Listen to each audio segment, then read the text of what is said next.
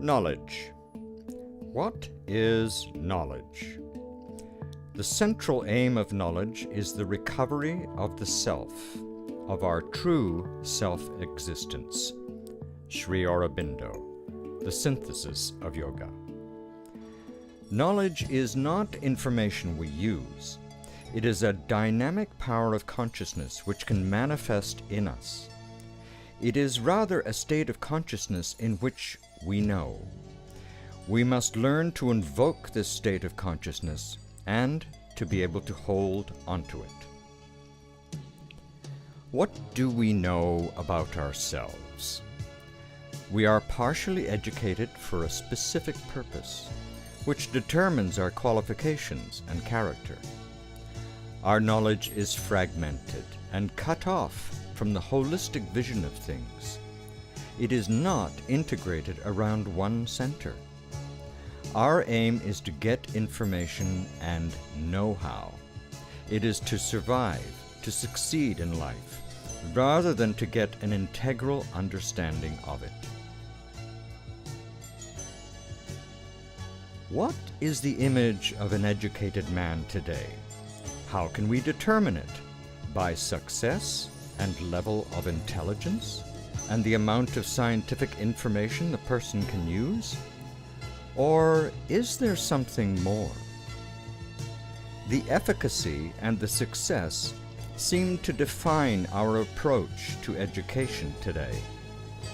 Education becomes a direct recruitment for social institutions and industries. For many, it becomes a way to survive and to obtain material gains. If that would be all, we would not look for a deeper meaning in education, but simply follow the known path. Let us have a brief look at the relation of the individual to society. Social, governmental, corporate interests are constantly restricting and modifying the creativity and freedom of individuals. Though every system requires individuals, still it tries to restrict their freedom, keeping them under control and in the framework of its immediate needs. So we are educated to get jobs, to earn our livelihood, to succeed and to survive in this world. And we ignore our inner aspirations, trying to find our own place in the social system, seeking to be accepted by it. However, individuals always aspire beyond limitations. Inner aspiration cannot be restrained or neglected for too long. The need for the inner realization and development is driving the individual forward and is a way to inner peace, joy, and creativity. It is the key to the transformation of the world, without which there would be no social development and prosperity. What is an integrally developed individual? One whose faculties of consciousness are integrated around the innermost center, the psychic being. One who possesses integrally developed consciousness, who is interested in the discovery of human potential and hidden capacities, going beyond personal limitations, realizing universal powers in the individual framework. One who becomes aware of hidden and secret operations of consciousness. One who obtains comprehensive understanding of other cultures, realizing the ideals of human unity. One who is free and creative in both inner and outer activities. What is integral learning?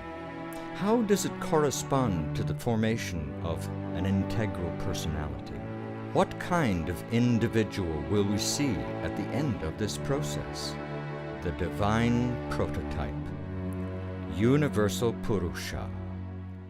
Atman, the self, is constant and unchangeable, but in the form of consciousness, Purusha, it is changing and evolving in this manifestation, through which we can arrive at the divine prototype in the individual form.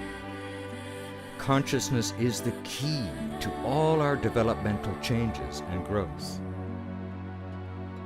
What is consciousness? How does it work? Consciousness reveals itself through its faculties: seeing, hearing, thinking, speaking, feeling, and body. Therefore, we should train and develop our faculties and instruments of knowledge. The pure faculties of consciousness are the properties of the universal Purusha, and therefore of every individual, independent from cultural, national, religious, or social heredity, which emerged in the process of evolution. Training and educating these universal faculties in the individual can be considered as a part of universal or spiritual education, leading eventually to the discovery of the innermost self. Integral approach to education may consist of many different practices and, depending on our own conscious preference and need, may result in certain unique approaches. This awareness of how faculties of consciousness are educated and how they operate is the foundation for integral education. Thus, one can dive into any field of knowledge or activity with confidence and certainty that the answers and solutions will be found. The University of Integral Studies is for all ages, professions, and specializations. It does not end with graduation, but rather begins. The knowledge continues to grow and becomes more and more complete and integrated around our innermost center. During the first period of studies, we shall train all the faculties of consciousness in a systematic manner. How it operates through seeing, hearing, thinking, speaking, feeling, and being in the body. We gradually become aware of our faculties and their functions. Such courses as how to think and to be conscious in our thoughts, how to speak and to be conscious in speech, how to improve visual memory, how to improve mental concentration and mental silence, etc., could be prepared and offered to all. The individual is developing and deepening his knowledge and skills during his lifetime, and the expression of his universal potential is always unique. One cannot assess individual development on the objective scale, for it is the subjective development of consciousness which cannot be compared with the development of others. One can only make a progress assessment of one's own development in time. And here lies the difficulty of accepting the uniqueness of every individual development.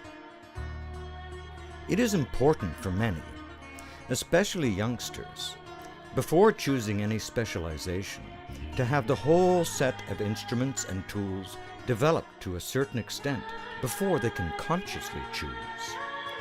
It will change its character quite considerably, especially if they apply a set of integrally developed faculties to the concrete field of knowledge and an integral approach to sciences. Deconstruction of the old forms of knowledge will be the result of this application, wherein the search for a new vision and approach to specialization becomes the method. The next stage will introduce the deepening of our self-awareness through the development of psychic qualities. These will be applied to our life and the concrete fields of knowledge. For instance, to be sincere in our thoughts, feelings, words, social relations, or how to gain equality in our mental judgments, emotions, feelings, thoughts, etc. We cannot discover ourselves without our self-realization. The psychic being is the center of the true integrity of consciousness. So we need to find in ourselves and our lives true sincerity, humility, gratitude, perseverance, aspiration, receptivity, progress, and courage. which are oriented towards our inner discovery and goodness, generosity, equality, and peace turn towards others. That is how the faculties of consciousness will be able to purify and transform our human nature into the divine being. As a result, man will be able to become a creator of his life, capable of embodying and transmitting a free and creative consciousness. Integrally developed, he will be able to reflect the universal faculties and will be capable of creating any new environments and meaningful relations in it. It is a step forward where every individual becomes an effective contributor to the social welfare, reflecting the depths of the universal being rather than superficial relations on the surface. And thus, he will be no more in conflict with others. The deeper consciousness in us can have a chance to manifest. It's love.